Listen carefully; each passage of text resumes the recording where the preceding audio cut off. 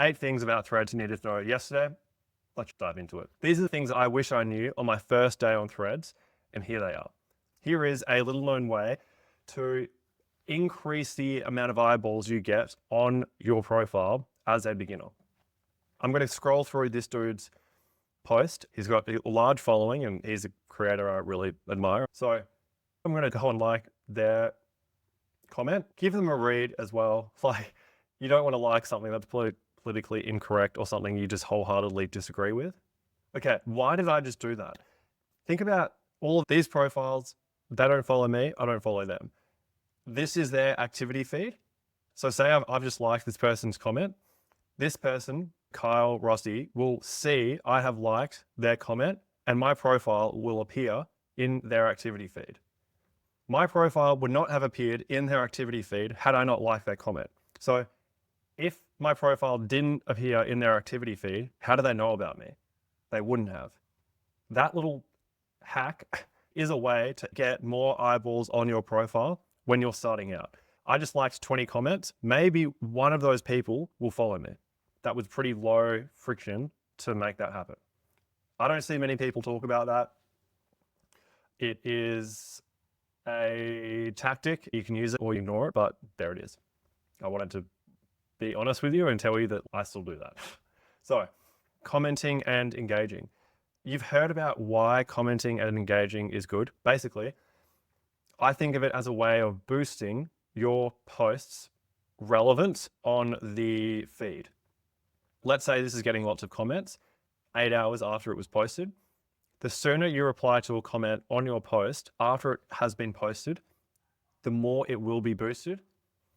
The longer the time elapses after your post, the less your comment will boost that post. So let's say I go and comment on this guy's post now, it will give it a little boost on the feed. If I comment in 2 days, it won't really boost it that much. If I comment in 2 weeks, it probably won't boost it at all. The main point is that you want to reply to the comments as soon as possible after posting.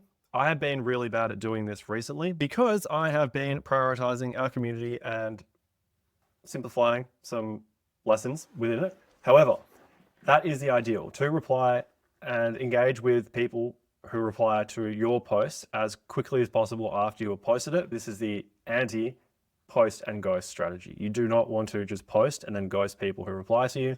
Try and engage as quickly as possible. It's not always feasible. That's one thing about commenting and engaging. Let's say this one I posted 1 hour ago and it has 8 comments already. Notice what happens when I go and comment or reply to all 8 of these people. Okay, so I've just commented and replied to all 8 people. Notice how my individual reply to all 8 of those replies mean that the comments and the metric that shows up here is now 16, not 8. Think about that for a second. Unfortunately, for better or worse, everything on social media is about appearances. When you see a post that has 16 comments instead of 8, your knee-jerk reaction is, this post is slightly better or engaging than 8 comments. So that is commenting. Next up, we have reposting or quoting. And when we take a look at a post on Threads, you can click this button or tap it if you're on your phone and repost it or quote it. And you can actually do both. When should you repost? When should you quote? Basically, I'm pretty liberal with when I repost stuff. Engagement group with a group of 7 to 8 people on Threads who I've known for most of the last year. I will repost all of their stuff if it's a post I've shared inside this engagement group, because I want to support them. Similarly, if I see a post in our community in the weekly pod post that I really like, I will repost it. So I don't really see any downside to reposting a lot because you're just showing a lot of support, and I think it's a nice thing to do. So that leads me to quoting. Quoting is a bit more, and by the way, what reposting does, here's an example. Okay. So you see how I get a notification from Digital Products HQ. They have liked this post. Friendly tip, a few things you can do to grow your community on Threads. But This is not my actual post. This is from Threads itself. But you can see here how I reposted it. When you repost something, you're boosting that post's appearance on the feed, as well as getting notifications from people who follow you if they go and like that post or comment on it as well. That is reposting. It's an easy way to boost someone else's post. Reposting doesn't show up on your main feed in your profile, but it does show up in the repost feeds. You can see here, I reposted this one from Bolter Thread, and I reposted this one from Matt. So one way that I like to repost, in addition to what I've already mentioned, is if anyone gives me a shout out, I'll repost that because like for obvious reasons, it is boosting that shout out on the feed, so more people get to see it. And if that shout out says some good things about you, which presumably it does, more people get to see those good things. What about quoting? There will be a quote post here somewhere because I quoted a post from Vico. So this was a quote post beneath the post. This is what a quote post looks like. Quote, and then it comes up embedded within the actual post. I could share my thoughts about this. My experience has been, and I remember looking at some data behind this close to a year ago from someone called Data Driven MD on Threads, who doesn't exist anymore, which is sad because he had some really good data driven content. Basically, he said reposts will boost a post more so than quoting that post. That's important to know. I don't quote that often because on that post, it is not that great. A lot of time trying to make this good, but it won't get that much reach unless there's a good reason to quote something. I normally won't. I quoted this one here from Vico because I wanted to show that I wholeheartedly support what Vico's doing. But unless you can think of a good reason to quote, I don't really do it that much. I repost probably 10 times more than I quote. Next up, we have thread post versus a normal post. This is, what have we got here? So here we've got our man Stanley, and this is a normal post. It doesn't have multiple. And here is a thread post. Let's see if we can find one, hopefully. So here is Flo, and she has a thread post. A thread post is when there is more than like one post posted all at the same time. So it's a thread. We've got one post here, then another one here, and then another one here, another one here, and another one here. So that is a thread post. So thread post, post on threads. Thread post is a long one. Post on threads is a short one. Hopefully that makes sense. Pretty straightforward. If you're just starting out, do more posts on threads, the short ones. Then maybe once you get past 500 followers or so, it's really worthwhile leaning into thread posts because in my experience, these are the ones that will get you the most authority, credibility, and followers. So in case you haven't seen another video in our community, it's called something like, this framework got me 1,000 followers from 4 posts. All 4 of those posts were thread posts. You're holding more attention if you do it really well in a thread post. The more attention you can hold, assuming it's good, the more trust you can build, the more credibility, and therefore the greater the likelihood that people will follow you. So that's why thread posts are really good, but they require you to be able to hold that time under attention. If you can't hold time under attention in a short post, then it's going to be very hard to do that in a long post. That's why I recommend if you're 500 followers and less, there's no hard and fast rule. Just focus on being able to hold time under attention in a short post before you try and flex that muscle in a long post. Cool. So this was one of my most successful thread posts ever. It got like 300 followers in a few days. Tamil asked, by the way, I have a hack for your threads. You can include your current thread into your very same thread. Basically, I can copy the link to this, make a comment, paste that link, and that link will turn into an embedded post. And it's sort of like quoting. If you're in the comments and you want to refer to something, what you can do is go and copy the link to that and then paste it in the comment to that person for ease of reference. So that's a really nifty little trick on Threads. It's been around for basically a year now. Just not many people know about it, but it does come in handy in these use cases when you use it. So that's that. Then tags. Tags are not called hashtags on Threads. They are just called tags. So on Instagram, and maybe I've deleted Instagram off my phone, but maybe I can just log in straight away. Hashtags. So you see a hashtag and then the term goal setting, or Human Lab, and then it's got a hashtag there. Obviously, you probably know how hashtags work on Instagram. However, on Threads, it is different. Let me find an example post for you, and I may as well just post one. I like that.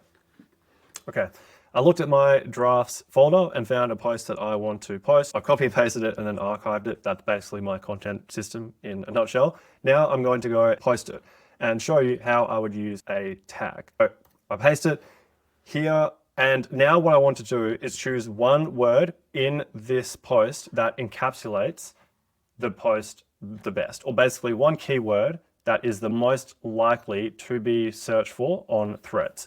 And in this case, I would say it's happiness. So what I'm going to do here is delete that word happiness, include the hashtag, but watch what happens when I type the letter H. The hashtag disappears, and then I go and include the word happiness and put a full stop there to close off the tag. Now look at what happens when I try and include another tag. Nothing happens. It doesn't turn into a tag because you can only have one tag per post on Threads. If I made this a thread and I wanted to add a tag here, I could add another tag. Because this is just going to be a post and not a thread post, I'm just going to have the one tag. The main thing is you can only have one tag per post, and the hashtag itself will disappear once you start typing the word. The other main thing to know is that, as you can see on Instagram, the convention is to include the hashtags at the bottom. It's like hashtag or engagement hacking. On Threads, the point of tags is different because you can only have one. What you should be doing instead is embedding the tag within your post. So you notice how I didn't make the word in the post a tag, include the tag seamlessly within your post, because that's what we do on Threads. It just looks better. Don't do that, do this. It is sort of like a pattern interrupt. I'm not going to go into what that means too much in this video because we'll talk about that another time. But hopefully I can find an example of someone using tags. She did that. That's okay. You do you. You, Matt Navarro, my man. Instagram, just launched multi-track audio in Reels. This is a pattern interrupt because it blew in the midst of all of this black text. It interrupts your pattern of scrolling and reading this post by seeing this little piece of blue text. That's the point I'm trying to get at here. I'm going to post that because I said I would and don't want to overthink it. Cool.